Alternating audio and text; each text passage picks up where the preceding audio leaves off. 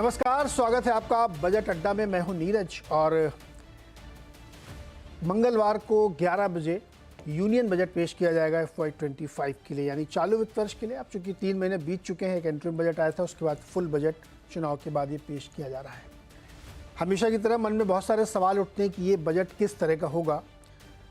इस बार का बजट थोड़ा इसलिए ज़्यादा लोग इस पर चर्चा कर रहे हैं, बातचीत कर रहे हैं, क्योंकि जो चुनाव के परिणाम थे वो थोड़े डिफरेंट थे, जैसी उम्मीद थी वैसे नहीं थे। इसलिए बहुत लोगों को लगता है, मार्केट में नॉन मार्केट लोगों को, मिडिल क्लास को, गांव वालों को, शहर वालों को, किसानों को, कि इस बार बजट थोड़ा सा डिफरेंट हो सकता है। तो बजट का फोकस क्या होगा? पॉपुलिस्ट बजट होगा या ग्रोथ ओरिएंटेड बजट होगा, हमेशा की तरह से? साथ ही मिडिल क्लास की बड़ी उम्मीदें हैं, पिछले 10 साल में उसको कुछ खास मिला नहीं कभी, तो उसको लगता है कि इस बार उसका नंबर लगना चाहिए। एम्प्लॉयमेंट की बड़ी चर्चा है, उसके लिए क्या हो सकता है बजट में, किस तरह से एम्प्लॉयमेंट जनरेशन में बातचीत की जाएगी। रूरल इकॉनमी को रिवाइव करना है, किसानों को फ़ायदा देना है, और साथ ही मार्केट जो हमारा दिन रात इस चिंता में दुबला हुआ जा रहा है कि कहीं कैपिटल गेंस में कुछ ना कर दें, कहीं एफ.एन.ओ. गेंस पे कोई टैक्सेशन ना नया जोड़ दें। ये सारे ऐसे महत्वपूर्ण प्रश्न हैं जो आप सुनना जानना चाहते हैं। तो क्या होगा ये तो बजट में ही हमें पता चलेगा, लेकिन क्या हो सकता है, क्या इतनी कॉम्पेलिंग सिचुएशन है कि इनमें से सारी चीज़ें करनी पड़े या नहीं करनी पड़े, इस प्रोबेबिलिटी को समझने के लिए हमारे साथ एक विशेष पैनल है, एक्सपर्ट लोग हैं, उनसे हम बातचीत करेंगे बजट अड्डा में। मैं आपका परिचय करा देता हूँ। मेरे साथ केंटारो के चेयरमैन डॉक्टर महेश गुप्ता जुड़ेंगे, साथ ही सुनील सुब्रमण्यम सर हैं, मार्केट एक्सपर्ट हैं और सिंगापुर में जुड़े हुए, वहाँ से बैठ के देखते हैं तो और ज़्यादा समझ में आता है कि मार्केट को क्या चाहिए इस समय। शरद कोहली जी हैं, आवास के टैक्स गुरु, और सबसे बड़ी जिम्मेदारी इन्हीं की है कि मिडिल क्लास को कुछ ना कुछ ज़रूर से दिलवाएं। अतुल जोशी जी हमारे साथ हैं, इकोनॉमिस्ट हैं। इस बजट में उनकी क्या एक्सपेक्टेशन है, वो खुश होंगे या उनको कुछ और चाहिए, वो क्या सुनना चाहते हैं, 5.1 पे काम चल जाएगा या कुछ ऊपर नीचे। और साथ ही शुभम भट्टाचार्य, ये क्रिटिकल एनालिसिस करने के लिए एक बहुत ही टफ पत्रकार को ज़रूर होना चाहिए। तो आप सबका सर बहुत बहुत स्वागत है इस चर्चा में। मैं एक एक करके विषयों को लेता हूँ। पहले सुनील जी, मैं आपके पास आना चाहता हूँ। पहले ये मार्केट इस बात को लेकर के बहुत चिंतित है कि कहीं कुछ टैक्स में छेड़छाड़ ना कर दें, फिजिकल डेफिसिट का नंबर क्या होगा, 5 कर दें तो बहुत अच्छा है, 4.8 बोले तो बहुत ही बढ़िया हो जाए, कैपेक्स में बिल्कुल छेड़छाड़ नहीं होनी चाहिए। क्या फोकस होगा इस बार के बजट का? मैं एक हेडलाइन दूंगा कि डेवलपमेंटल पॉपुलिज्म। ये कठिन सवाल है, एक्सप्लेन करिए सर।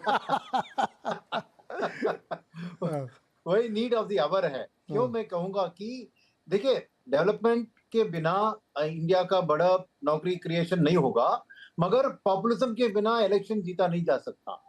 सेकंड, इंक्लूसिव ग्रोथ चाहिए तो सबको साथ लेना चाहिए।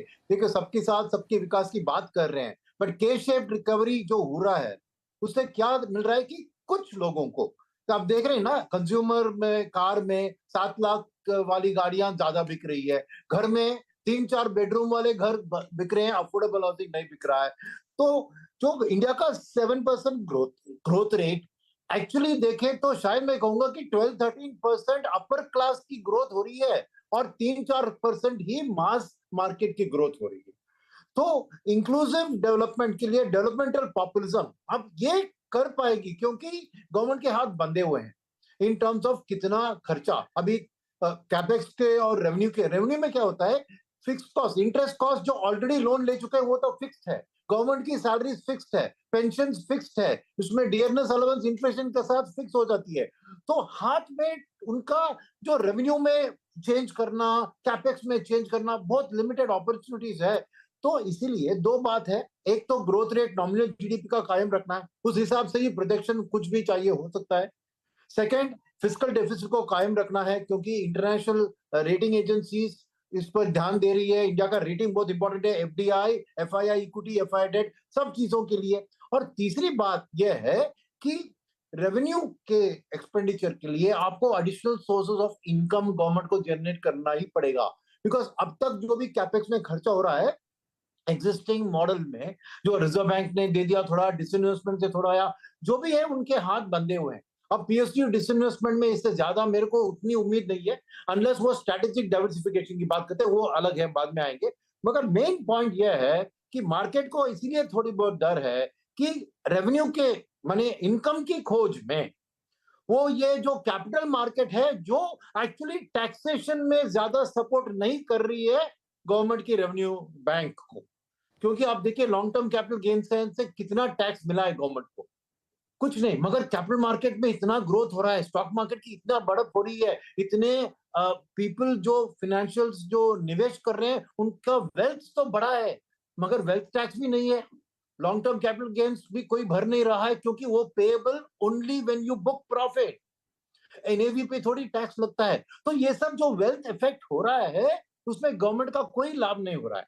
तो ये डर है मार्केट में कि इस बैलेंस, क्योंकि इलेक्शन रिजल्ट के कारण ही इस बार ये कंजम्पशन रेवेन्यू पॉपुलिज्म की बात हो रही है, तो उसको अगर दोनों चीजों को दोनों ही घोड़े को चलाना है, एक कैपेक्स है और एक revenue expenditure to the bottom of the pyramid है, तो शायद उनको एडिशनल सोर्सेज ऑफ इनकम ढूंढना पड़ेगा, जहां पे कैपिटल मार्केट स्टॉक मार्केट के बढ़त के कारण एक बहुत जूसी एप्पल है या अल्फोंसो मैंगो है जो वो छीन कर खाना चाहिए थोड़ी बहुत। तो यही है डर मार्केट में कि क्या ये वो सेकंड कैपेक्स के ऊपर उनकी जो फोकस है, क्योंकि क्या हुआ है ना कि जैसे 2003 में हुआ था वाजपेयी के टाइम में कि इंडिया शाइनिंग से वोट नहीं मिले, वैसा ही हुआ है कि इतना कैपेक्स के खर्चे से वोट नहीं उतना मिले हैं, वोट खोया है इन्होंने with a focus on capex. तो गवर्नमेंट अपनी सोच, क्योंकि ultimately operation successful patient died नहीं होना चाहिए ना, माने कि देश की ग्रोथ आगे बढ़ रही है मगर रूलिंग पार्टी पावर में नहीं रहेगी, तो ये एक बैलेंस करना जरूरी है। और उस बैलेंस में इस साल, क्योंकि एक महाराष्ट्र में इलेक्शन नजदीक है, दूसरी बात है साल डेढ़ साल में यूपी में इलेक्शन नजदीक है, तो क्या गवर्नमेंट एक पॉपुलिस्ट ओरिएंटेड ग्रोथ जाएगी, तो शायद रेटिंग एजेंसी थोड़ी नाराज होंगे, तो शायद इंडिया को रेटिंग अपग्रेड की उम्मीद थी वो शायद नहीं होगी या डिले होगी, ये सब चीजों के ऊपर मार्केट का ध्यान चल रहा है, इसलिए तो एक थोड़ा नर्वसनेस है खास करके फॉरेनर्स। सुनील सर ये बताइए फिर, तो ये जो अल्फांसो लटका हुआ है, आपको लगता है कि सरकार इसको तोड़ के चूस लेगी? नहीं, she very as a participant of the country's growth जरूर इसको छूना चाहिए, बट ये अनपॉपुलर वर्डिक्ट होगा, क्योंकि निवेशक जो आपके देख रहे हैं वो तो टैक्स भरना नहीं आता है, मगर देश के लिए मैं कहूंगा कि taxation as a percentage of GDP India का बहुत कम है, और जो पैसा बना रहा है वो टैक्स नहीं भर रहा है, खाली जीएसटी जो हर व्यक्ति दे रहा है टैक्स, एक वेजिटेबल वेंडर से लेकर आपके घर में काम वाली भी जीएसटी के जरिए टैक्स दे रही है गवर्नमेंट को, मगर द रिच के शेप में जो रिच पीपल है वो अपना हिस्सा टैक्स में एज ए नेशन नहीं भर रहे हैं, ये तो उम्मीद, ये तो फैक्ट है, तो एक्सेप्ट करना पड़ेगा। देखिए सर, मैं मानता हूँ कि बहुत सारे निवेशक लोग देख रहे होंगे, लेकिन जो सच है वो उस पर तो हम बात करेंगे, हम तो सच वाले सवाल पूछते हैं। एक तर्क ये बिल्कुल सही है कि इन लोगों ने बहुत पैसे बनाए हैं तो टैक्स इनको ज़्यादा देना चाहिए, लेकिन दूसरा ये कि अगर बार बार उन्हीं को जाके हम मिल्क करने लगेंगे, वो भी थोड़ा सा ठीक नहीं है कि ना, जब भी कुछ कमी पड़े चलो उन्हीं के पास चलते हैं, वसूली कर लेते हैं। तो इसमें एक सामंजस्य बैठाने की जरूरत है, लेकिन डर एक बना हुआ है कि बहुत पैसे बनाए लोगों ने तो वहाँ से एक वसूली हो सकती है, ये एक डर। अभी सर इसको और ओपन करेंगे, जरा टैक्स ग्रुप पास चलते हैं। शरद जी, क्या खाने वाले 10 लोग हैं, कमाने वाला एक, जो एक आम घर की उपमा दे रहा हूँ मैं, पैसे कम है, 47 लाख करोड़ का बजट है, 38 लाख करोड़ उसमें टैक्स से आते हैं, 10-12 लाख करोड़ राज्यों को चले जाते हैं, तो बचता कुछ नहीं केंद्र के पास। तो आपको लगता है कि जो डर अभी दिखा रहे थे सुनील सर, ये डर हकीकत में बदल सकता है क्या? मार्केट वाले बहुत सवाल पूछ रहे हैं हम लोगों से। देखिए नीरज, 8 करोड़ 18 लाख लोगों ने रिटर्न फाइल करी थी, ठीक है, उसमें से जो टैक्स देने वाले हैं उनकी गिनती 2 करोड़ से कम है।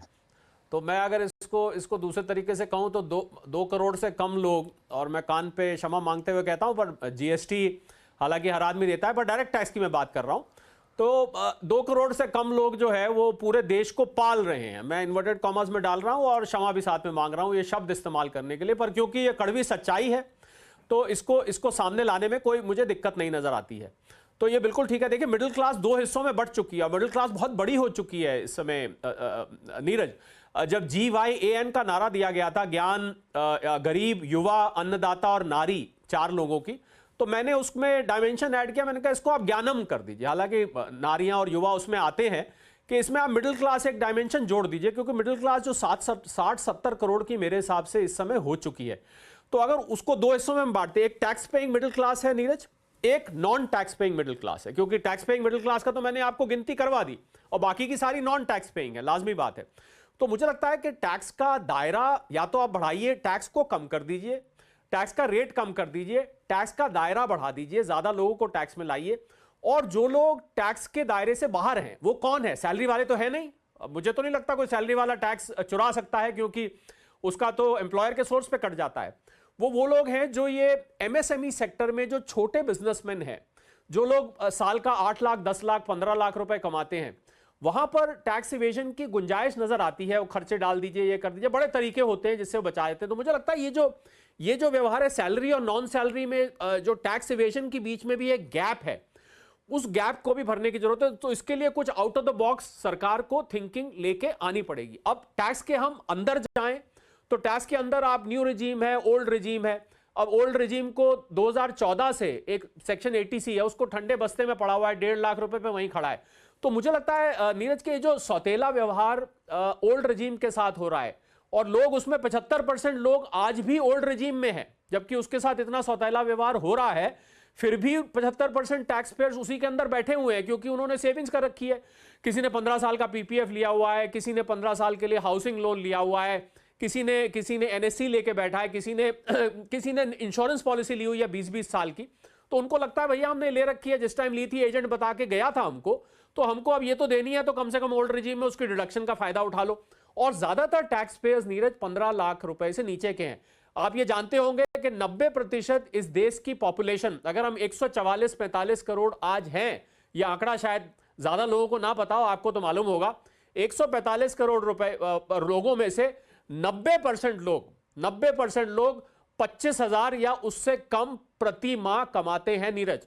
इसका मतलब केवल और केवल 10% लोग इस देश में ऐसे हैं जो कि 25,000 रुपए से ऊपर कमाते हैं। अगर मैं इस आंकड़े को फ्लिप करके देखूं, और वो आप समझ लीजिए वो 90% गिनती कितनी बड़ी हो गई, कैलकुलेटर उठा के बहुत आसान है निकालना। तो मुझे लगता है कि आपको टैक्स का दायरा जो है वो बढ़ाना पड़ेगा। आपकी बात से मैं सहमत हूं कि कुछ लोगों से हम उन्हीं को मिल्क करते जाएं, जब हमें जरूरत हो। हमारा ये जो 38 लाख करोड़ का टैक्स रेवेन्यू है, जिसमें डायरेक्ट टैक्स का 19-20 लाख करोड़ का है, उसी को हम बढ़ाने के लिए उन्हीं लोगों के पास बार बार वापस जाएं। तो यहां पर एक out of the box thinking करने की जरूरत है, टैक्स के अंदर आपको बदलाव लाने की जरूरत है। जी, 2 जो मसले हैं, एक तो ये जो कैपिटल मार्केट पे टैक्स लगाने की और मिडिल क्लास को टैक्स छूट देने की, ये दोनों आपको जायज और लगते हैं डुएबल? देखिए, कैपिटल मार्केट के ऊपर टैक्स जो है वो, अगर आप F&O की बात कर रहे हैं तो F&O को लेके बार बार, आज मुझे तो हैरानी हुई जब इकोनॉमिक सर्वे में आज F&O के ऊपर बात की गई कि साहब F&O जो है वो लोगों को बहुत ज़्यादा स्पेकुलेशन की तरफ जा रहा है, सेविंग्स वहाँ जा रही हैं, और इसकी वजह से शायद निवेश भी उतना नहीं हो पा रहा है। तो मुझे लग रहा है कितनी इसके पीछे रिसर्च है और कितना माइंडसेट टैक्स पेयर्स का पड़ा है मुझे नहीं पता। भले ही 10 में से सेबी का आंकड़ा कहता है कि 9 लोग F&O में पैसे गवाते हैं, पर गवाते हैं ये उनकी निजी चॉइस है। वो कोई अंधे नहीं है, उनको पता है कि भाई गवाते हैं, तो अगर एक दफे आदमी गवाएगा तो ये थोड़ा ना है कि वो सारी उम्र गवाता जाएगा पैसे। वो वहीं कहीं ना कहीं जाके वो रुकेगा और अपने आप को चेक करेगा, या उसका एडवाइजर जो है, उसका ब्रोकर जो है, वो बहुत लोग बैठे होते हैं एडवाइस देने के लिए। तो मुझे लगता है F&O के साथ छेड़खानी नहीं होनी चाहिए, सिर्फ इस बात के रोकने के लिए कि लोग F&O से हट जाएं। दूसरा, आपने मिडिल क्लास के टैक्स राहत की बात करी। मिडिल क्लास को टैक्स राहत की जरूरत है, इसलिए जरूरत है कि अगर आप कंजम्पशन बढ़ाना चाहते हैं, अगर आप चाहते हैं कि और रोजगार उत्पन्न हो, और आज इकोनॉमिक सर्वे में बहुत ही इंटरेस्टिंग आंकड़ा निकल के आया कि मैन्युफैक्चरिंग सेक्टर से नीरज नौकरियां उल्टा श्रिंक हुई हैं 2015-16 के मुकाबले। आज तक उसमें नौकरियां कम हुई हैं, और मैन्युफैक्चर अगर थोड़ी बहुत बढ़ी भी हैं तो वो ट्रेडिंग और सर्विसेज इंडस्ट्री में बढ़ी हैं। तो मुझे लग रहा है कि अगर आपको नौकरियां पैदा करनी है तो प्राइवेट इन्वेस्टमेंट को जब तक बूस्ट नहीं मिलेगा, और टैक्स एक ऐसा तरीका है जहां पर आप कंजम्पशन बढ़ा सकते हैं। जैसे ही आप टैक्स में राहत देंगे, लोगों की जेब में पैसे आएंगे तो क्या करेंगे? या वो सेव करेंगे या वो खर्च करेंगे। ज्यादा चांस है कि वो खर्च करेंगे, जो उनका खर्चा रुका हुआ है। किसी ने वॉशिंग मशीन लेनी है, किसी ने कोई बड़ी कार खरीदनी है, किसी ने कुछ छुट्टी पे जाना है, वो उसको खर्च करेगा। और अगर खर्च करता है तो इसीलिए जो इंडस्ट्री एसोसिएशन हैं, उन्होंने भी इस बार बड़ी हैरानी की बात थी, वित्त मंत्री से जाकर कहा कि आप मिडिल क्लास को टैक्स की राहत दीजिए। तो बड़ी हैरानी हुई कुछ लोगों को सुन के कि भाई इनको क्या लेना है। तो उनको लेना सीधा है, क्योंकि लोगों की जेब में अगर पैसा बचेगा तो कंजम्पशन बढ़ेगी। और इसमें कोई रॉकेट साइंस नहीं है, कोई भी इकोनॉमिक्स पढ़ने वाला स्टूडेंट बता सकता है कि अगर आप कंजम्पशन बढ़ाते हैं तो लाजमी बात है आपकी ग्रोथ बढ़ती है। तो प्राइवेट इन्वेस्टमेंट उससे रुका हुआ है, कंजम्पशन हमारी स्लो है। क्वेश्चन एक वहाँ पे ट्रिकी है, हम लोगों ने इस पर पहले ही बहुत बार चर्चा की, इसको भी और लेके आते हैं। महेश जी हमारे साथ हैं ना, इंडस्ट्रियलिस्ट हैं। मिडिल क्लास को छूट दिलवाने के लिए जो इंडस्ट्रियलिस्ट कह रहे हैं वो अपने लिए कह रहे हैं, उनको मिडिल क्लास की इतनी चिंता नहीं है। अगर उनको मिडिल क्लास की चिंता तो वो ये बताएं कितनी नौकरियां उन्होंने पैदा की पिछले 10 सालों में, वो नहीं बताएंगे। मिडिल क्लास को टैक्स छूट दो जिससे वो हमारा माल खरीदे और हमारा धंधा चले। खैर ये वाला बात का डिस्कशन महेश जी से पहले चलते हैं। महेश जी, क्या उम्मीद है आप लोगों की बजट में, क्या करना चाहिए और आपके सेक्टर को खास तौर पे? देखिए, अभी स्थिति ये है कि डायरेक्ट टैक्स कलेक्शन 15% से आसपास बढ़ा है, सरकार का एक पैसा है। दूसरा, हम रेगुलर देख रहे हैं कि जीएसटी का कलेक्शन बढ़ता जा रहा है, हर महीने बढ़ रहा है। कलेक्शन हो रहा है तो जीएसटी का कलेक्शन बढ़ रहा है, हालांकि उसका पैसा हर कोई दे रहा है। तो टैक्स कलेक्शन तो बॉइंट है, सरकार के पास पैसा तो ज्यादा आ रहा है खर्च करने के लिए। अब ऐसी स्थिति में ग्रोथ ओरिएंटेड बजट तो आएगा ही आएगा। उस ग्रोथ ओरिएंटेड बजट में अब सवाल ये हो रहा है कि किसको टैक्सेशन करें, कैपिटल गेन्स को कलेक्शन करें या सर्विस सेक्टर को और मिडिल क्लास को और फायदा दें। बिल्कुल सही कहा कोहली साहब ने कि सिर्फ 8 करोड़ में से सिर्फ 2 करोड़ लोग इनकम भरते हैं जो टैक्स देते हैं, तो बाकी 6 करोड़ तो एक, मैं समझता हूँ कि एक दो हैंगिंग फ्रूट है जिससे कम से कम एक मैट कलेक्ट किया जा सकता है। आप जो आदमी इनकम टैक्स रिटर्न भरता है, एक सिंपल सी चीज कर दी जाए, 1000 रुपये टैक्स आपको जरूर देना पड़ेगा क्योंकि आपको इनकम टैक्स की रिटर्न भरते हैं, तो कोई बहुत बड़ा टैक्स नहीं है, ये मिडिल इनकम ग्रुप है। एक तरफ वो टैक्स कर दिया जाए, दूसरा मिनिमम टैक्स में उनकी लिमिट बढ़ा दी जाए, तो सरकार के पास रेवेन्यू भी आता है और सरकार एक रिलीफ भी देती है जिससे कि कंजम्पशन भी बढ़ सकता है। तो ये दोनों का एक फाइन बैलेंस किस तरीके से करेगी सरकार, ये देखने की बात है। बट सरकार के पास पैसा तो आ रहा है, इसमें कोई दो राय नहीं है। उनको खर्चा भी करना है और ग्रोथ भी लानी है, ये एक सामने मुद्दा है। गुप्ता जी, एक चीज बताइए, थोड़ा सा सुनने में आपको सवाल टफ लग सकता है। आपकी इंडस्ट्री से उदाहरण लेते हैं कि क्या जॉब क्रिएशन आप लोगों की इंडस्ट्री में कम हुआ है बिकॉज ऑफ टेक्नोलॉजी, कम हुआ है बिकॉज ऑफ धंधा नहीं उतना, या इतनी कैपेसिटी पहले से थी कि नई की ज़रूरत नहीं है? क्या सिचुएशन है? जॉब क्रिएशन की बात बार बार आती है तो क्यों नहीं हो पाता है, क्या रीज़न सर वो बताइए। देखिए, जॉब क्रिएशन जैसे आपने कहा सही है, ऑटोमेशन इंडस्ट्री में बढ़ रहा है। ऑटोमेशन जॉब को कम करने के लिए नहीं बढ़ रहा है, ऑटोमेशन क्वालिटी को देखने के लिए बढ़ रहा है। अगर हमको इंटरनेशनल लेवल पे कम्पीट करना है तो हम मैनुअल से ऑटोमेटिक प्रोसेस में ज्यादा जा रहे हैं, वो एक रीजन जरूर है। बट दूसरा रीजन मैं समझता हूँ कि एमएसएमई का ग्रोथ नहीं होगा। ग्रोथ बड़ी सेक्टर का हो रहा है। जब एमएसएमई का ग्रोथ होगा तो आपको जो जॉब सिचुएशन है वो अच्छी ज्यादा मिलेगी। ये आपका कहना सही है, प्राइवेट इंडस्ट्री में कैपेसिटी बिल्डिंग अभी नहीं हो रही है, कंजम्पशन अभी नहीं बढ़ा है कोविड के बाद से, it's a small consumption increase, but trend positive है, इंडस्ट्री बड़ी पॉजिटिव है आज की तारीख में और एक्स्ट्रा इन्वेस्टमेंट करने के लिए। ओके अतुल जी, ये बात मैं बहुत मतलब सालों से सुन रहा हूँ कि अब प्राइवेट कैपेक्स पिकअप करेगा, अब करेगा। जैसे आपको याद होगा एक बार ऐसा दौर आया था जब हर क्वार्टर में हम लोग सरकारी बैंकों के लिए सुनते थे, तो सरकारी बैंक के चेयरमैन कहते थे कि this is the last quarter, इसके बाद आप एनपीए बढ़त नहीं देखेंगे, और कम से कम 20 क्वार्टर तक वो चला था लास्ट क्वार्टर। वैसे अब हम सुन रहे हैं कि अब प्राइवेट वाले शुरू हो जाएंगे, कंजम्पशन बढ़ेगा, रूरल ग्रोथ डिमांड होगी, लेकिन कुछ हो नहीं रहा। क्या रीज़न है इसका? जो हमने बैंकिंग सेक्टर में देखा कि 2014 के बाद बैंकों की इंडस्ट्री को जो क्रेडिट थी वो लगभग 1.5% थी। एब्सोल्यूट टर्म्स में अगर मैं बताऊं तो जो 2014 का फिगर था और जो 2020 मार्च का फिगर था उसमें सिर्फ और सिर्फ 1.5% की बढ़ोतरी हुई थी। बैंकों ने इंडस्ट्री को पैसा देना बंद कर दिया था। पूरी की पूरी क्रेडिट या तो जा रही थी एग्रीकल्चर में, या पर्सनल लोन्स में जा रही थी, या छोटा मोटा लॉजिस्टिक्स वगैरह में जा रही थी, इंफ्रास्ट्रक्चर में। बट इंडस्ट्री को क्रेडिट ग्रोथ नहीं दिया गया था, जिसकी वजह से काफी सारी इंडस्ट्रीज बंद हो गई। दूसरा कारण अगर हम देखें कि कई सारी ऐसी इंडस्ट्रीज है जिनको ग्लोबल जियोपॉलिटिकल फैक्टर्स की वजह से लिटरली बंद हो चुकी है, और ना तो बैंकों ने उसको सपोर्ट किया और ना ही गवर्नमेंट ने उसको सपोर्ट किया। इसका सबसे बढ़िया उदाहरण है टेक्सटाइल इंडस्ट्री। 2019 में ऐसा समय आया था कि गवर्नमेंट ने एमएसपी इतनी बढ़ा दी कि आपकी जो एक्सपोर्ट प्राइस थी, कॉटन की प्राइस एमएसपी की इतनी बढ़ा दी कि जो आपकी फाइनल प्रोडक्ट थी कॉटन यार्न, वो सस्ता था, कॉटन महंगा था। तो ऐसे कई सारी इंडस्ट्रीज में हुआ है कि गवर्नमेंट की पॉलिसीज, बैंक का सपोर्ट कुछ नहीं मिला, और कई सारी इंडस्ट्रीज खास करके एमएसएमई बंद हो चुकी। अभी क्या हो रहा है, पिछले 3 साल में खास करके कोविड के बाद गवर्नमेंट ने अपना कैपिटल एक्सपेंडिचर काफी बढ़ा दिया है। और मजे की बात यह है कि जितना सेंट्रल गवर्नमेंट बढ़ाया है उतना ही स्टेट गवर्नमेंट ने भी बढ़ाया है। तो मान लीजिए गए साल हमारा 9.5 लाख करोड़ का एक्सपेंडिचर सेंट्रल गवर्नमेंट का था, उतना ही लगभग 10 लाख करोड़ का स्टेट गवर्नमेंट का भी कैपिटल एक्सपेंडिचर था। जहां जहां सेंट्रल गवर्नमेंट और स्टेट गवर्नमेंट स्पेंड कर रही है, कैपिटल एक्सपेंडिचर कर रही है, सिर्फ उन्हीं इंडस्ट्री में हमको बहुत अच्छा कैपिटल एक्सपेंडिचर प्राइवेट सेक्टर से दिख रहा है। जैसे कि रेलवे से, इंफ्रास्ट्रक्चर में खास करके पोर्ट्स है, रोड्स है, डिफेंस सेक्टर है, टेलीकॉम सेक्टर है। तो ये सारे सेक्टर्स में हमको दिख रहा है कि प्राइवेट सेक्टर की कैपिटल एक्सपेंडिचर बढ़ रही है। इकोनॉमिक सर्वे का अगर हम नंबर देखें तो 2 साल पहले जो प्राइवेट कैपिटल एक्सपेंडिचर था 6 लाख करोड़ था, अभी लगभग 8.5 लाख करोड़ हुआ है गए साल 23-24 में।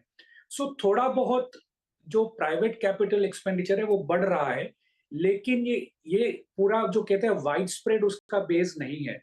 इनफैक्ट कई सारी ऐसी इंडस्ट्रीज है, खास करके मैं अगेन उदाहरण देना चाहूंगा टेक्सटाइल का, कि काफी सारी कंपनीज बंद हो रही है। जियोपॉलिटिकल सिचुएशन है, एक्सपोर्ट सेक्टर वीक है, गवर्नमेंट का सपोर्ट नहीं है, एमएसपी ज्यादा है। केमिकल सेक्टर है, अगेन ऊपर से काफी साइकिल अप एंड डाउन हो रही है। तो कई सारी ऐसी चीजें हैं जो गवर्नमेंट को फोकस करनी पड़ेगी इंडस्ट्री स्पेसिफिक। और इलेक्ट्रॉनिक्स है, डिफेंस है, जहां पे गवर्नमेंट का अगला जो फोकस है मेरे ख्याल से ये 2 सेक्टर्स के ऊपर जा रहा है। तो 2 साल पहले हमारा डिफेंस का एक्सपोर्ट जो था 1 बिलियन था, गए साल 2.5 लाख $2.5 बिलियन हो गया। सो थोड़ा थोड़ा गवर्नमेंट भी समझ रही है। अभी मेरे ख्याल से जो अगर गवर्नमेंट को प्राइवेट कैपिटल एक्सपेंडिचर की बात करनी चाहिए तो मेरे ख्याल से ये तो है नहीं कि गवर्नमेंट कहीं एक्सपेंडिचर करेगी और प्राइवेट सेक्टर कहीं और एक्सपेंडिचर करेगा, क्योंकि कंजम्पशन सपोर्ट नहीं कर रहा है। अभी जो आपने बात कही थी, जो मेरे दूसरे पैनलिस्ट लोगों ने बात की, लेकिन एक चीज मैं कहना चाहूंगा, एक बहुत ही इंटरेस्टिंग आंकड़ा मैं देना चाहूंगा। कॉर्पोरेट्स ने 23-24 में टोटल टैक्स भरा था सिर्फ 9.1 लाख करोड़ का। इंडिविजुअल्स ने 10.5 लाख करोड़ का टैक्स भरा है। तो ये कैसे सिचुएशन है कि कॉर्पोरेट्स कम टैक्स भर रही है और इंडिविजुअल्स, चाहे वो 2 करोड़ ही हो, कॉर्पोरेट से ज्यादा टैक्स भर रही है। तो ये एक मेरे ख्याल से इम्बैलेंस है। ये बहुत जरूरी है कि इंडिविजुअल्स के हाथ में थोड़ा पैसा छूटे और वही कंजम्पशन में काम में आएगा, और उसी से वाइड स्प्रेड इकोनॉमिक रिकवरी और प्राइवेट कैपिटल एक्सपेंडिचर चालू होगा। सिर्फ गवर्नमेंट एक्सपेंडिचर करती जाएगी तो मेरे ख्याल से प्राइवेट कैपिटल को रिवाइव करना इतना आसान नहीं रहेगा। जी, ये बहुत इंटरेस्टिंग बात है। शुभमन सर, आपने 4 हमारे अलग अलग अपने अपने सेक्टर्स के एक्सपर्ट की बात सुनी। जो भी बात हो रही है थोड़ा बजट समझते हैं ना हम, जो लोग, बहुत सारे लोग ये कह रहे हैं कि सरकार की के ऑफर में बहुत पैसा है, 2 लाख करोड़ आरबीआई ने दे दिया है, कोई दिक्कत नहीं। तो रफ एस्टिमेट मैं आपके सामने रखता हूँ, ये प्रोजेक्टेड है इस साल 38 लाख करोड़ की गवर्नमेंट की इनकम है। टोटल बजट 47 लाख करोड़ का, 47.5 का है। इसमें से 10 लाख करोड़ का इनकम टैक्स है, 9 लाख करोड़ का कॉर्पोरेट टैक्स है, और 10 लाख करोड़ का CGST है, और 3 लाख करोड़ की कस्टम्स, और 6 लाख करोड़ अन्य सेस वेस से जोड़ के ये बैठता है टोटल 38। अब इस 38 में से सेस हटा के 31% स्टेट को चला जाता है, तो फिर बचता है 26 लाख करोड़।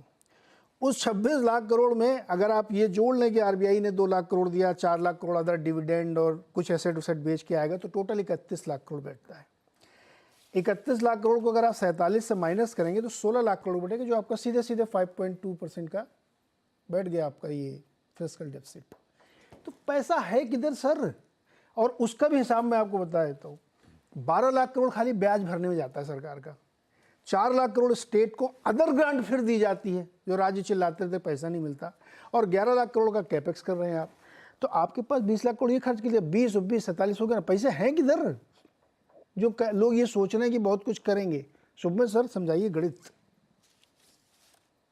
वही नीरज जी, आप जब बात कर रहे थे तो रिसीट्स का मैं साथ ही साथ एक्सपेंडिचर का देख रहा था, और अच्छा वो आप एक्सपेंडिचर में भी खर्चे के ऊपर आ गए कि खर्चा अगर देखा जाए तो खर्चा बांटने, खर्चा देने के बाद, मतलब जहाँ जहाँ पे सरकार के बेसिक जो लार्ज एक्सपेंडिचर्स हैं वो करने के बाद बाकी रहता क्या है। एक समय था गवर्नमेंट, अगर मैं सिंपल बात करूं कि कैपिटल एक्सपेंडिचर जो अभी इंटरिम बजट में ही किया गया था 11.11 लाख करोड़ यानी कि 11 ट्रिलियन, तो अगर वो बजट में इंक्लूड करने के बाद रेवेन्यू एक्सपेंडिचर कम कम होके 11% of the GDP, 11.1% of the GDP में आ गया है।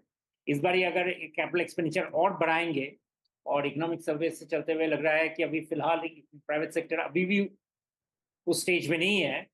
बहुत सारे वजह हो सकते हैं, प्राइवेट सेक्टर खुद ही कह सकते हैं कि मतलब कह रहे हैं कि हम क्यों एक्सपेंडिचर नहीं बढ़ा पा रहे हैं इन्वेस्टमेंट, तो निश्चित ही कैपिटल रेवेन्यू एक्सपेंडिचर और भी घटेगा। और वो अगर घटेगा तो जो हम कह रहे हैं कि सब्सिडी जिसके तहत लोगों को लोअर इनकम ग्रुप्स में सपोर्ट मिलता है, वो फिर कहाँ से आएगा? वो ऑलरेडी 1.5% ऑफ द जीडीपी में बैठा हुआ है। दूसरा, अगर आप देखें टैक्स, इनकम टैक्स कंसेशंस, अगर वो अगर साथ में अगर एक्स्ट्रा लाया जाए, जैसे स्टैंडर्ड डिडक्शन को अगर बढ़ाया जाए अक्रॉस द बोर्ड, तो डेफिनेटली सरकार के पास पैसे ज़्यादा देने के लिए नहीं है। और इसलिए मैं चारों एक्सपर्ट्स आपके जो बिल्कुल सही कह रहे थे, एक्सपेंडिचर बढ़ाकर सरकार ग्रोथ में ज़्यादा कुछ तब्दीली नहीं ला सकते हैं। स्टेट गवर्नमेंट्स भी नहीं कर सकते हैं, सेंट्रल गवर्नमेंट भी नहीं कर सकते हैं। इसलिए एक्सपेंडिचर के रास्ते से चल के कि हम इस जगह पे हम खर्चा बढ़ा देंगे, उस जगह पे खर्चा बढ़ा देंगे, या इस तबके को हम कंजम्पशन के लिए इनकम टैक्स स्लैब दे देंगे, खुश हो जाएंगे लोग, लेकिन उससे कोई बहुत ज़्यादा उछाल नहीं है। उछाल लाने के लिए सरकार की जो एक्सपेंडिचर की जो फ्रेमवर्क है, इम्प्लीमेंटेशन, हर पेनी जहाँ पे जाता है, हर पैसा जहाँ पे जाता है, उसका अगर इम्प्लीमेंटेशन के ऊपर हम नजर रखेंगे as a community, as a society, and साथ में सरकार के ऊपर क्वेश्चंस रहेगा, तो तभी जाके बात बनेगी। टैक्स रिलीफ किस सेक्टर को आप देंगे जिससे जो चारों तरफ में बेनिफिट ला देगा? मिडिल क्लास, शरद जी बात कर रहे थे मिडिल क्लास को मिलना चाहिए टैक्स रिलीफ, मैं मानता हूँ ठीक है सैलरीड क्लास को मिलना चाहिए, लेकिन सैलरीड क्लास कितना बढ़ा है इंडिया में जो इतना कंजम्पशन में एक मैसिव जंप ला देंगे? मिल जाएगा प्रॉब्ली शायद नेक्स्ट शायद कल के बजट में, इतना ज्यादा चारों तरफ से थोड़ा सीएनबीसी आवाज की तरफ से इतनी शायद आ जाएगी, शायद मैं मानता हूँ, लेकिन वो उससे क्या कंजम्पशन में सब्सटैंशियल चेंज आएगा? अभी आज के इकोनॉमिक सर्वे में मैं देख रहा था कि एफएमसी ये कि private expenditure gross capital formation का में से सिर्फ 18% हुआ है plant machinery and intellectual property earn करने में पिछले 6 साल में। और उस समय में कैपिटल फॉर्मेशन किस में हुआ है? प्राइवेट सेक्टर में, बिल्डिंग्स, ड्यूरेबल्स, इन सब चीजों में, जिसमें 101% राइज हुआ है।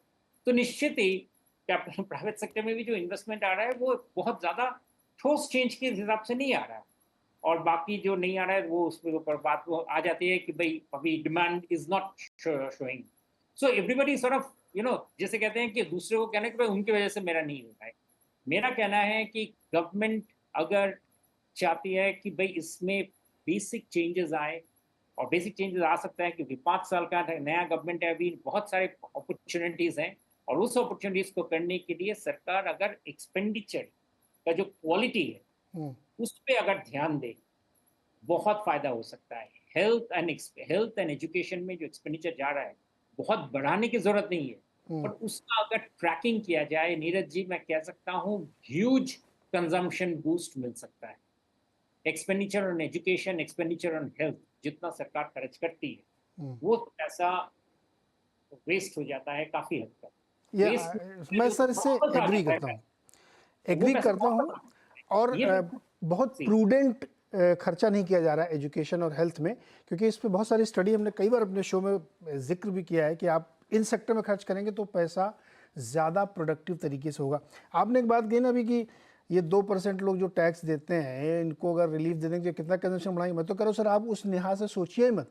आप ये सोचिए कि ये 2% लोगों की वोट की चिंता किसको है। मत दो वोट मेरे को, आप क्या कर लोगे आप 2% वाले। तो ये 2% की जो पॉलिटिकल वैल्यू है ना, ये भी बहुत कंसिडरेबल है। मैं एक सुनील जी आपको बताता हूँ, एक बहुत फैक्ट आपको बताता हूँ, मज़ेदार फैक्ट सुनिए आप। 2022-23 के फाइनेंशियल ईयर में कर्नाटक सरकार 13,000 करोड़ के सरप्लस बजट में थी और 2023-24 में 27,000 करोड़ के डेफिसिट में जा रही है। यह है खटाखट स्कीम का फायदा। अब आप मेरे को बताओ कि माहौल तो सब लोगों ने बना दिया कि थोड़ी वसूली बनती है। मेरे दो ही सवाल हैं आज इस शो में कि कहाँ से पैसा आएगा। जो हमने आपको हिसाब दिया कि 20 लाख करोड़ में 12 लाख करोड़ ब्याज में जाता है, 4 लाख करोड़ स्टेट को जाता है, 11 लाख करोड़ कैपेक्स में, और सब्सिडी मात्र 360 है, जिसमें से 2 लाख करोड़ फूड वाली है। बाकी केरोसिन में 16,000 करोड़, बाकी कोई सब्सिडी नहीं है। तो पैसा आए किधर से? तो या तो आप कैपिटल मार्केट से वसूलोगे ना। सब माहौल तो वैसे लग रहा है मेरे को। नहीं बिल्कुल, बिकॉज इसमें और एक चीज मैं बताऊं जिसको कैपिटल मार्केट से वरी हो रहा है इस बजट के बारे में, वो है आरबीआई गवर्नमेंट की स्टेटमेंट कि, और या इकोनॉमिक सर्वे में आई थी, कहाँ पे याद नहीं मुझे, कि उनको चिंता है कि बैंक डिपॉजिट घट रहे हैं और लोग कैपिटल मार्केट में उस पैसे को डलवा रहे हैं। अब ऐसे ही सोच 2-3 साल पहले के कारण डेट कैपिटल मार्केट पे टैक्सेशन का बेनिफिट को हटा दिया था।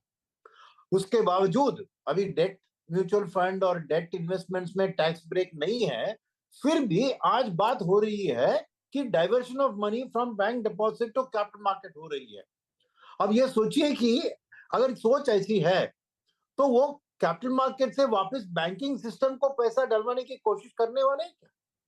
यानी are they going to make capital market unattractive to ordinary middle class, अपने सेविंग्स को वापस बैंक में डालने के लिए करने वाले? तो नेचुरली आपको कैपिटल मार्केट को प्रमोट करना सोच में नहीं रहेगा, तो उसमें टैक्स लगाएंगे तो क्या, जैसे आप कह रहे हैं ये लोग तो एसी स्टॉक ब्रोकिंग मार्केट में एसी में बैठ के अपना ट्रेडिंग फ्यूचर्स एंड ऑप्शंस या म्यूचुअल फंड खरीद रहे हैं, जाके धूप में बैठ के वोट के लाइन में बैठ के वोट नहीं दे रहे हैं। तो डर यह है कि अगर गवर्नमेंट को चिंता हो रही है कि बैंक डिपॉजिट की ग्रोथ कम हो रही है और वो पैसा कैपिटल मार्केट जाना है, ये तो खुशी की बात होनी चाहिए, क्योंकि अल्टीमेटली कैपिटल मार्केट ही देश की डेवलपमेंट को बिना एनपीए के डेवलप कर सकती है।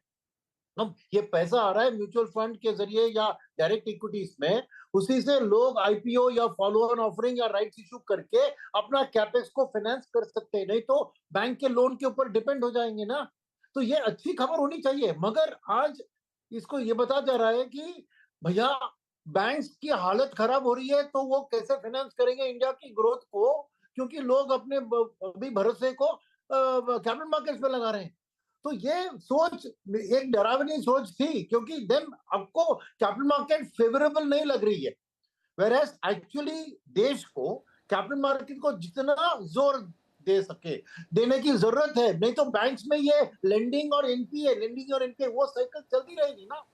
उससे अगर हटना है तो ये बहुत इंपॉर्टेंट है। तो ये एक वरीसम चीज है, क्योंकि रिसेंटली ये बात आ गई सामने और अब बजट का टाइम है, तो क्या एंटी कैपिटल मार्केट कुछ डिसीजन लिया जाएगा, ये डर एक बात जी। सेकंड जो बात आप कह रहे थे कि कैपिटल मार्केट एक स्थिति है जहां पे लोग डायरेक्टली पैसे को एक इंडस्ट्री को फाइनेंस कर रहे हैं। अब क्या है कि वो पैसा वंस बैंक डिपॉजिट से ट्रांसफर होके कैपिटल मार्केट में आ गया तो टैक्सेशन का इनकम लॉस हो रहा है, क्योंकि बैंक डिपॉजिट में डालेंगे तो एआईएस के जरिए सीधा इनकम टैक्स डिपार्टमेंट को बैंक डेटा देती है कि इंट्रा इंटरेस्ट में दे रहा हूं इस कस्टमर को, तो वो रिपोर्ट होके उसका ऑटोमेटिकली टीडीएस भी करता है और रिटर्न में भी वो को दिखाना पड़ता है। वेयरएज कैपिटल मार्केट में टैक्स पोस्टपोन हो जाता है कि जब आप प्रॉफिट बुक करेंगे तभी आप टैक्स पे करेंगे। जी जी सुमन सर, आप इसमें कुछ ऐड करना चाह रहे थे बीच में, वो जोड़िए, फिर मैं कोहली जी के पास चलता हूँ। बताइए सुमन जी। बेसिकली मैं ये कह रहा था कि कैपिटल मार्केट में के ऊपर लोगों को कहाँ से सेविंग से इन्वेस्टमेंट कर सकते हैं, कहाँ से लोगों को फायदा हो सकता है। स्टेट अगर इन चीजों पे माइक्रो मैनेजिंग करना शुरू करे तो खतरनाक हो जाता है। इट्स मच बेटर कि स्टेट अगर ब्रॉड इंडिकेटर्स देके छोड़ दे कि हम जिस सेक्टर्स में सपोर्ट नहीं है वहां पे सपोर्ट दे। और मैं खासकर एक सेक्टर की बात कर रहा हूँ जहाँ पे बहुत फायदा हो सकता है इंडस्ट्री के लिए, वो है पावर, इलेक्ट्रिसिटी रिफॉर्म्स। मैं इसका पहले भी जिक्र किया था। पावर रिफॉर्म्स एक बहुत बड़ा फायदा हमें दे सकता है, जिस पर इन्वेस्टमेंट से और साथ में रेलवेज में, इन दोनों के ऊपर अगर गवर्नमेंट फोकस करे तो there can be a very huge multiplier effect on the economy, rather than ये देखना कि भाई कौन से वही टैक्स सिस्टम्स में चेंज करके कहाँ पे लोग किस तरह का क्या पैसा लगा रहे हैं या कैसे इन्वेस्टमेंट कर रहे हैं। उन सभी चीजों से अननेसेसरली एक जिसे कहते हैं एक culture of support and selection, कि ये वाला चीज आप सिलेक्ट कीजिए इसमें आपको फायदा होगा, ये वाला मत सिलेक्ट कीजिए इसको फायदा नहीं होगा। ये अननेसेसरी लोगों में एक कल्चर, एक तरह का हेजिटेशन या एक सॉर्ट ऑफ कैचिंग सरप्राइजेस वाला चीज आ जाता है जो बिल्कुल जरूरत नहीं है। जी शरद कोहली जी, ये बैंकों में डिपॉजिट कम जा रहे हैं क्योंकि वो अट्रैक्टिव नहीं है। 6-7% में कौन एफडी करेगा, उस पर भी टैक्स कटवाएगा, तो पैसा घूम के मार्केट में जा रहा है। एक ही एसेट क्लास है जो सबसे बढ़िया रिटर्न दे रहा है। रियल एस्टेट में लिक्विडिटी नहीं होती, इसलिए उसमें कम जाता है। और आज जो मकान मिल रहे हैं वो अगले 10 साल की वैल्यूएशन पे आज ही मिल रहे हैं। आप खरीद लीजिए, बेच नहीं पाएंगे। आप बेचने जाएंगे तो नुकसान हो जाएगा, आपको बिकेगा नहीं पहले। तो ऐसी परिस्थिति में जब सेबी चेयरपर्सन ये कहती हैं कि बहुत स्पेकुलेटिव ट्रेड हो रहा है, मुझे कैसा लगता है फिनो में, आरबीआई गवर्नर कहते हैं कि सेविंग्स का पैसा निकल जा रहा है, बैंक चिंता कर रहे हैं क्योंकि डिपॉजिट रेशियो गिर रहा है उनका, इन संकेतों को कैसे पढ़ा जाए? इसमें एक चीज़ ये भी है, जो भी बात सुनील जी ने कही ना, उसमें थोड़ा सा मैं ऐड ये करना चाहता हूँ कि जो बहुत सारे कंपनीज हैं ना, इन्होंने बहुत पैसे बनाए और QIP, OFS या प्राइवेट इक्विटी ने अपना माल बेच के पैसा बाहर निकाला तेज़ी के बाज़ार में, ऊंचे वैल्यूएशन में, और बहुत सारे प्रमोटर ने अपने फैमिली ऑफिस में डाल दिया, वो घूम के फिर मार्केट में आ गया और फिर वैल्यूएशन बढ़ गया है। तो एक वर्चुअस सर्किल आप कह सकते बन रहा है। वो पैसा कैपेक्स में नहीं जा रहा है कि वो नई फैक्ट्रियां लग रही हैं, वो प्रमोटर अपना माल बेच के नई फैक्ट्री, वो तो इधर फैमिली ऑफिस में दे रहा है, वो फैमिली ऑफिस फिर म्यूचुअल फंड में डाल रहा है, तो डिफेंस सेक्टर के स्टॉक चल रहे हैं। तो ऐसे में तो फिर अनअट्रैक्टिव बनाने के लिए सरकार कुछ कर सकती है।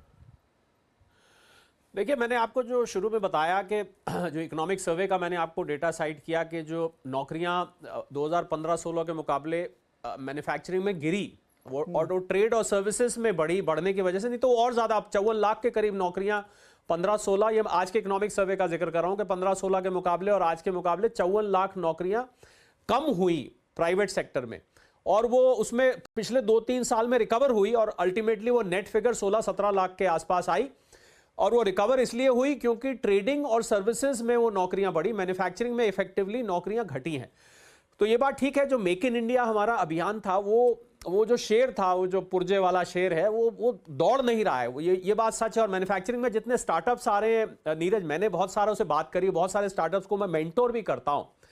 उन्होंने कहा कि साहब हमें वो वैल्यूएशन नहीं मिलती जो टेक वाले को मिल जाती है। मैन्युफैक्चरिंग में 1-2 कमरों के से शुरू किया, 1-2 मशीनें लगाई, फैक्ट्री लगाई, कल को छोटा मोटा शेड ले लिया, वो वैल्यूएशन हमें नहीं मिल पाती। हम स्टार्टअप का मतलब है वैल्यूएशन एंड एग्जिट, क्योंकि उनका सारा बिजनेस मॉडल ही उस तरीके का है। वो प्रॉफिट का ज्यादा नहीं सोचते हैं, वैल्यूएशन करा के बाहर निकलने की सोचते हैं। पर मुझे लगता है कि ये जो सारा हम कैपिटल मार्केट्स की हम बात कर रहे हैं, पहले हम शिकायत करते थे कि हमारे जो डीमैट अकाउंट्स हैं साहब इंडिया में, तो कहाँ 100, जब मुझे याद है 120 करोड़ पॉपुलेशन होती थी, क्या 2-3 करोड़ डीमैट अकाउंट्स हैं।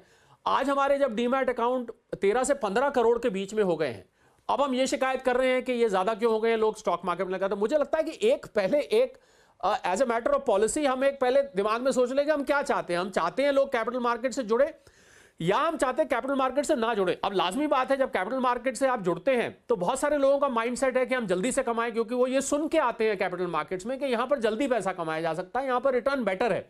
उसकी वजह से जो भी स्टार्ट करता है नया डीमैट अकाउंट होल्डर, वो पहले F&Os को, बहुत सारे ऐसे हैं, वो पहले F&O से टेस्ट करके देखता है। जब देखता है घाटा हो गया, कुछ को बम्पर प्रॉफिट हो गया, फिर अल्टीमेटली वो मार्केट को दे के गया, फिर वो धीरे धीरे सेटल हो जाता है लॉन्ग टर्म इन्वेस्टर बदलने में।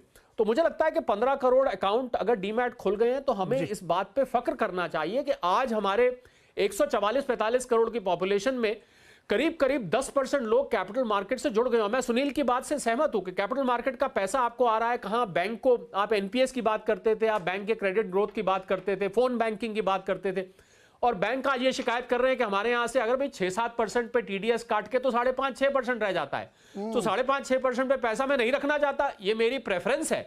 और दूसरी बात इसी से जुड़ी हुई है नीरज, कि जब हमने न्यू रजीम 2020 में वित्त मंत्री महोदया लेकर आई, तो उनका यह था कि हम टैक्स को सिंप्लीफाई करें, हम टैक्स को आसान बनाएं, पर उन्होंने ये सिंप्लीफिकेशन बहुत बहुत टारगेटेड किया। जब हम लॉन्ग टर्म कैपिटल गेन्स की बात करते हैं, क्योंकि कैपिटल मार्केट से जुड़ी हुई है, तो मुझे ये बात यहां कहनी पड़ेगी।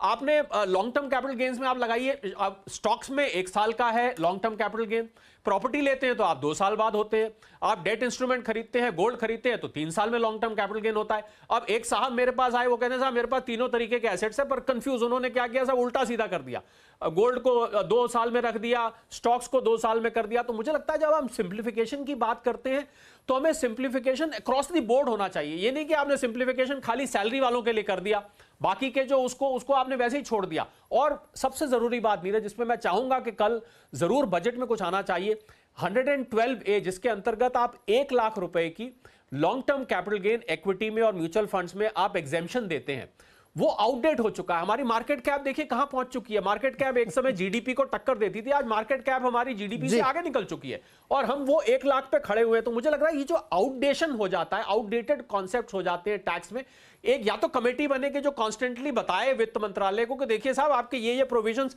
स्कूल के बच्चों की फीस नीरज 100 रुपए पर बच्चा, आज तक भी वो सालों से वैसे का वैसा खड़ा हुआ है। तो ये जो आउटडेटेड प्रोविजंस है नीरज, इनको समय समय पर रिव्यू करने के लिए मैं तो ये सलाह दूंगा एक स्पेशल कमेटी बने जो कि इनको समय समय पर एडवाइस करे। जी अरे मार्केट अगर तगड़ा करेक्शन ले लेगा तो 1 लाख रुपए भी नहीं बनेंगे। सुनील सर बहुत छोटा है जी। मैं जस्ट कहना चाह रहा हूँ कि आपकी जो डिस्कशन हो रही है ना, उसमें मैं मेन मुद्दे को हम मिस कर रहे हैं। मेन मुद्दा एम्प्लॉयमेंट का है इंडिया में, और मुद्दे उस एम्प्लॉयमेंट वाला मुद्दा ये डोमेस्टिक कैपेक्स या गवर्नमेंट की कैपेक्स से फुलफिल नहीं होने वाला है, एक्सटर्नल सेक्टर। इसलिए मैं मानता हूं कि ये पीएलआई स्कीम की जो बात कर रहे हैं, जिसको सक्सेस माना जा रहा है, मैं कहता हूं वो एक्चुअली फेलियर है। क्योंकि क्या हुआ है, खाली इलेक्ट्रॉनिक मैन्युफैक्चरिंग सर्विसेज उसी पे पीएलआई का सक्सेस हुआ है। एक एम्प्लॉयमेंट जनरेशन में उसमें काम आता है थोड़ी आईटी सेक्टर के लिए या इलेक्ट्रॉनिक सेक्टर के लिए, मगर रियली पीएलआई को सक्सेस बनाना है तो एम्प्लॉयमेंट जनरेशन के लिए पीएलआई को इस्तेमाल करके करना है, वो अदर देन इलेक्ट्रॉनिक मैन्युफैक्चरिंग कहीं और पे नहीं है। तो उसमें बहुत बड़ी एक बदलाव आने की जरूरत है, क्योंकि external sector India by becoming a factory to the world, हम हमारा एम्प्लॉयमेंट का प्रॉब्लम सॉल्व कर सकते। ये डोमेस्टिक कैपेक्स, यूटिलाइजेशन, कंजम्पशन, ये सब बात हमारी प्रॉब्लम्स को नहीं सॉल्व करेगी। हमको फॉरेनर्स को अपना चीज मैन्युफैक्चर करके बेचना, उसी का तरीका ढूंढना है पीएलआई के। ये होना ही चाहिए। मैं तो कह रहा हूँ, मेरी डिमांड भी है सरकार से कि पीएलआई स्कीम को आप जॉब क्रिएशन से जोड़ दीजिए। कि आपने इतना पीएलआई लिया, आप कितने जॉब क्रिएट कर रहे हैं, आप इतने सब्सिडीज ले रहे हैं, आप कितनी जॉब क्रिएट कर रहे हैं। थोड़ा सा पॉलिसी इंटरवेंशन लाना पड़ेगा। बनना चाहते हैं हम अमेरिका चाइना की तरह ग्रोइंग, लेकिन वैसे बिहेवियर भी करना पड़ेगा ना। बुरा लगे किसी को तो लगे, लेकिन आपको ये नहीं करोगे, फ्री फॉर ऑल दे दिया। मोबाइल बनाने वाली कितनी जॉब क्रिएट की कंपनी ने कोई बताएगा कि स्टॉक प्राइस भाग रहा है, हम बहुत बना रहे हैं, नौकरी कितने को दी आपने, ये भी तो कोई बताएगा हमें। तो सरकार को चार्ज लेना पड़ेगा। छोटा सा एक ब्रेक सर, ब्रेक के बाद इसी विषय को आगे बढ़ाएंगे कि जॉब क्रिएशन एक चैलेंज है, क्या करे सरकार उसके लिए।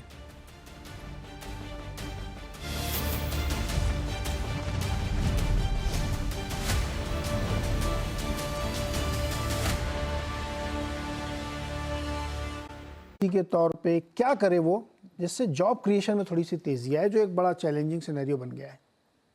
देखिए, जॉब क्रिएशन की जब हम बात करेंगे तो जो हमारे पास सेक्टर अवेलेबल है, मैन्युफैक्चरिंग जैसे आप कह रहे हैं, मैन्युफैक्चरिंग सेक्टर में ज़्यादा जॉब्स अब फ्यूचर में क्रिएट नहीं होंगी, क्योंकि ज़्यादा ऑटोमेशन जाएगा, बड़ी मैन्युफैक्चरिंग इंडस्ट्री में जाएंगे, एमएसएमई में थोड़ी जॉब क्रिएशन रह सकती है।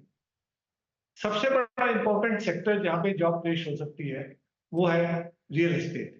पूरे वर्ल्ड के अंदर देखा गया है, जहां जहां रियल एस्टेट आई है, रियल एस्टेट में ग्रोथ आई है, आपको जॉब कंजम्पशन बहुत बढ़ता है, क्योंकि रियल एस्टेट बनाने वाले, उनके प्रोडक्ट्स बनाने वाले, और पूरी डाउन दी लाइन आप देखेंगे सबसे ज्यादा जॉब क्रिएशन रियल एस्टेट के अंदर आती है। तो सरकार को ये कुछ करना पड़ेगा कि डिमांड रियल एस्टेट की बढ़े। अभी 8% 9% के ब्याज से जब ईएमआई बनती है तो कंज्यूमर अभी नहीं आ रहा, एक्चुअल कंज्यूमर जो कि रियल एस्टेट खरीदे। कुछ ना कुछ इंटरेस्ट का सबवर्शन देना पड़ेगा सरकार को, जिससे कि रियल एस्टेट की डिमांड बढ़े। अगर रियल एस्टेट की डिमांड बढ़ेगी तो आप कहेंगे जो सबवेंशन देगा वो पैसे नहीं है उसके पास, बट उसका इनडायरेक्टली बेनिफिट देखिए, जो कंजम्पशन बढ़ेगा हर प्रोडक्ट का रियल एस्टेट में, उसके ऊपर सरकार के पास जीएसटी का बेनिफिट मिलेगा, चाहे वो सीजीएसटी में आए चाहे एसजीएसटी में आए।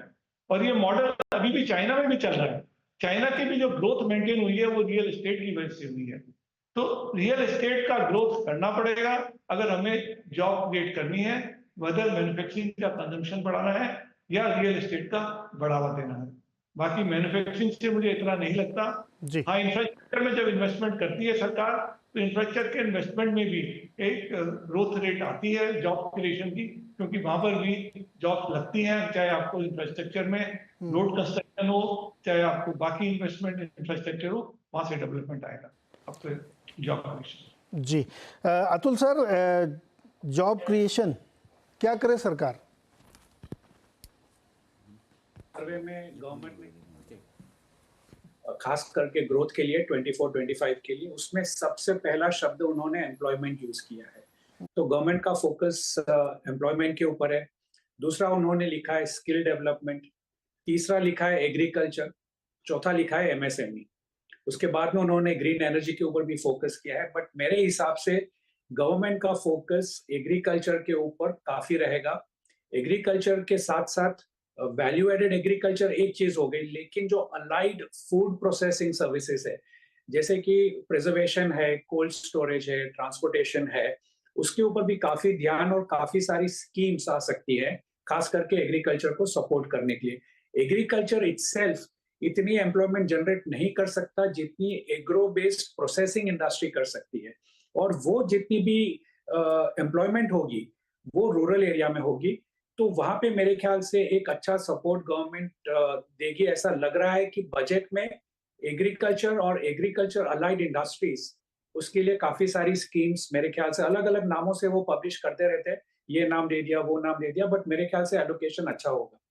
जब तक कि मैन्युफैक्चरिंग का सवाल, जैसे मैंने बताया कि उनका चौथा पिलर है वो एमएसएमई है। अब एमएसएमई की जो ग्रोथ है वो 3 फैक्टर्स के ऊपर डिपेंड करती है, या तो उनको रूरल डिमांड मिल जाए डोमेस्टिकली, या फिर लार्ज इंडस्ट्री जिनको वो सप्लाई करते हैं वो अगर आगे बढ़े, उनके रिक्वायरमेंट बढ़े, उनका डिमांड बढ़े तो उनको वो सप्लाई कर सकते हैं, या फिर एक्सटर्नल सेक्टर। तो अभी जो आंकड़े सामने आ रहे हैं उसमें रूरल डिमांड जब तक कि गवर्नमेंट एक्सपेंडिचर नहीं करे, एग्रीकल्चर अलाइड इंडस्ट्री में अच्छा परफॉर्मेंस नहीं हो, वो रूरल डिमांड काफी तेजी से बढ़ना अभी दिखाई नहीं दे रहा। लार्ज इंडस्ट्रीज का जो डिमांड आ रहा है वो सिर्फ गवर्नमेंट जहां पर स्पेंड कर रही है उसी से आ रहा है।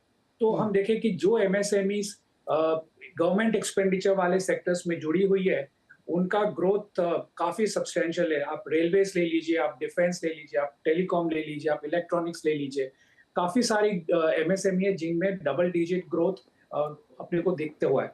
एक्सटर्नल सेक्टर जब तक कंसर्न है, पिछले 2 महीने के जो आंकड़े आए हैं उसमें 12% अपने को मर्चेंडाइज ट्रेड का एक्सपोर्ट बढ़ते हुए दिखाई दे रहा है, जो लास्ट ईयर फ्लैटिश था। लास्ट ईयर कुछ उसमें ग्रोथ नहीं थी, ऑलमोस्ट फ्लैट था, 1% की ग्रोथ थी। तो अगर एक्सटर्नल सेक्टर सपोर्ट करता है तो भी हमारा एमएसएमई सेक्टर जो खास करके इंजीनियरिंग और केमिकल, उसमें हमें थोड़ी ग्रोथ दिखाई देगी। बट ब्रॉडली बजट में मेरे ख्याल से फोकस एग्रीकल्चर के ऊपर रहेगा। तीसरा एक सेक्टर जो उन्होंने कहा है वो ग्रीन एनर्जी। तो ग्रीन एनर्जी हम ये सोचते हैं कि या तो वो सोलर हो जाएगा या हाइड्रो हो जाएगा, लेकिन बहुत इंटरेस्टिंग चीज इकोनॉमिक सर्वे में कही गई है और उन्होंने सारा फोकस कोल के ऊपर रखा है। अगर हम कोल के ऊपर देखें तो गवर्नमेंट ने काफी सारे ऐसे सेक्टर्स के बताए हैं कोल रिलेटेड। कोल गैसिफिकेशन है, मिथेन है, जो coal bed embedded methane gas release है, उससे एनर्जी प्रोड्यूस करने की बात है। तो काफी सारी गवर्नमेंट की फोकस अगेन माइनिंग के ऊपर रहेगी। और अगर हम 8 कोर इंडस्ट्रीज का डेटा देखते हैं सिर्फ माइनिंग का, तो पिछले 12 महीने में एक बार भी वो 5% के नीचे नहीं हुआ है। तो समवेयर गवर्नमेंट की ये स्ट्रेटेजी रही है कि रूरल एरिया में जॉब क्रिएशन करे। तो आगे देखते हैं कि इसमें किस प्रकार का गवर्नमेंट का बजटरी एलोकेशन रहा है, लेकिन मेरे हिसाब से रिन्यूएबल एनर्जी के ऊपर भी काफी फोकस रहेगा। जी शुभम सर, ये तमाम सेक्टर्स की चर्चा हुई जहां पे जॉब क्रिएशन हो सकता है। सरकार ने 2 स्कीम शुरू की थी ना, एक स्वनिधि स्कीम और एक विश्वकर्मा स्कीम, सीखो और कमाओ। जो सबसे कम समय में ज़्यादा एम्प्लॉयमेंट और आत्मनिर्भर तरीके से दे सकती है। तो इन सब के साथ साथ सरकार को इधर ज़्यादा ध्यान देना चाहिए, ज़्यादा एलोकेशन करना चाहिए, क्योंकि यहाँ जल्दी काम हो सकता है ना। साल 6 महीने में आदमी बाल काटना सीख के अपनी दुकान खोल सकता है नाई की, या वो छोटे मोटी ITI सीख ले और प्लम्बिंग का काम सीख सकता है। आपको लगता है इस पर फोकस करेगी सरकार ज़्यादा? नीरज जी, एक रिसेंटली इकोनॉमिस्ट कार्तिक मुरलीधरन ने एक बहुत अच्छा किताब लिखा है इंडिया के ऊपर, और उसमें पूरा फोकस इस चीज पे है कि हम पैसा ज्यादा खर्च की तरफ ना सोचे, किस तरह से पैसा इंप्लीमेंट किया जाए, उसको किस तरह से प्रोग्राम्स को यूज किया जाए, उस पर ध्यान दें। अभी आप जब बात कर रहे थे स्वनिधि और विश्वकर्मा स्कीम, साथ में मैं भी सोच रहा था कि जितने सारे सेंट्रल स्कीम्स है, कोर स्कीम्स है, सेंट्रली स्पॉन्सर्ड स्कीम्स है, सेंट्रली सपोर्टेड स्कीम्स है, इतने सारे स्कीम्स हैं। इन स्कीम्स में एक बहुत बड़ा प्रॉब्लम ये रहता है कि ये स्कीम्स में स्टेट्स का बाई इन नहीं रहता है, यानी कि सेंट्रल गवर्नमेंट के ऑफिसर्स इसको चलाते हैं, स्टेट गवर्नमेंट्स ठीक है करना है कर लेते हैं। एज अ रिजल्ट इन सब का जो इफेक्टिवनेस है वो काफी हद तक हम रास्ते में छोड़ देते हैं। और यही स्कीम्स अगर इसके बदले में स्टेट से बाइंड किया जाए कि आप बताइए स्कीम्स, और उस स्कीम्स को उस स्टेट के हिसाब से तैयार किया जाए, मुझे लगता है एक बहुत बड़ा चेंज ला सकते हैं। हम चाइना से बहुत सी चीज सीखने की बात करते हैं। डिसेंट्रलाइजेशन चाइना का एक बहुत बड़ा चीज था जब डेंग शाओपिंग ने इकोनॉमी को ग्रोथ रेट में आगे दौड़ाना शुरू किया था।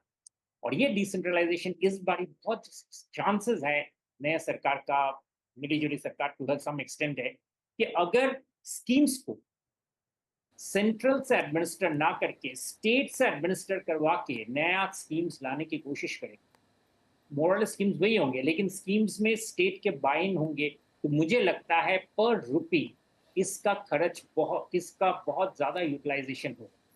ये ऑफ कोर्स विशफुल थिंकिंग है, बट जहां तक आपके ये दोनों स्कीम्स की बात करते हैं, बात कर रहे थे, इन दोनों स्कीम्स की मैं जरूर मानता हूँ कि they can also be very big changes, क्योंकि एक स्वनिधि हॉकर्स के लिए है, दूसरा विश्वकर्मा है कि अर्बन एरिया में जो सेल्फ एम्प्लॉयड है उनको काम देने का, काम बनाने का एक प्रोसेस है। दोनों ही बॉटम ऑफ द पिरामिड को हिट करता है, दोनों में ही बहुत पोटेंशियल है अगर इनको सही तरीके से इम्प्लीमेंट किया जाए। स्वनिधि वैसे ही बहुत ज्यादा काम किया है, जैसे साथ में एक स्कीम बहुत काम किया है वो है श्रम पोर्टल। इसमें बहुत सारे इनफॉर्मल सेक्टर के वर्कर्स रजिस्टर्ड हो गए हैं। मैं मानता हूं कि that's a very major change, जो जनधन की तरह बहुत बड़ा बदलाव लाया है। वर्कर्स को एक विजिबिलिटी दिया है कि वो कहाँ पे काम कर रहे हैं, किस तरह के काम उनको मिल सकता है within the state, outside the state. इन तरह की चीजें जी ही सेंट्रल गवर्नमेंट को करना चाहिए, जो फैसिलिटेट करता है वर्कर्स को, MSME को, फार्मर्स को, कि उनके पास इंफॉर्मेशन आए। इंफॉर्मेशन जितना ज्यादा आएगा उतना ज्यादा, मोर देन मनी, उनको फायदा देगा। और वो इंफॉर्मेशन का काम इंफॉर्मेशन एज में जितना इस नया सरकार करेंगे, मैं मानता हूँ वो बहुत बड़ा डिस्ट्रप्टिव चेंज हो। जी बिल्कुल, ये बात इंटरेस्टिंग है सर। और इकोनॉमिक्स में आप लोग तो कहते ही हमेशा कि वाइसेस सर्कल को तोड़ना है तो कहीं से भी पकड़ लो और एक बार उसको तोड़ दो, क्योंकि पहले पढ़ेंगे, फिर स्किल होगा, फिर फैक्ट्री लगेगी, फिर नौकरी मिलेगी। ये सब में आपको कोई एक सिरा पकड़ के उसको ब्रेक करना है, अदरवाइज 10 साल तक तो वो फिर और एज हो जाता है ना, तो फैक्ट्री लगेगी तो हमारे कोई काम की नहीं है। लोकल सॉल्यूशंस पे फोकस करे सरकार, तभी काम बनेगा, वरना जॉबलेस ग्रोथ होगी। क्योंकि जिस तरह से ऑटोमेशन, ML, AI आ गया है ना, उसमें बहुत नौकरियां बनेगी नहीं, तो आपको डाइवर्सिफाई करना पड़ेगा और छोटे छोटे स्किल सेट बना के नौकरी देनी पड़ेगी। होपफुली सरकार इस बात को समझे, अदरवाइज समस्या और गंभीर होगी। कल बजट में हम लोग सुनेंगे कि क्या वाकई कुछ फोकस बदल रहा है या अभी भी बड़े बड़े कैपेक्स के ऐलान होंगे और यील्ड उसका हमें पता नहीं क्या हुआ उसका। बहुत बहुत शुक्रिया सारे मेहमानों का हमारे साथ जुड़ने के लिए।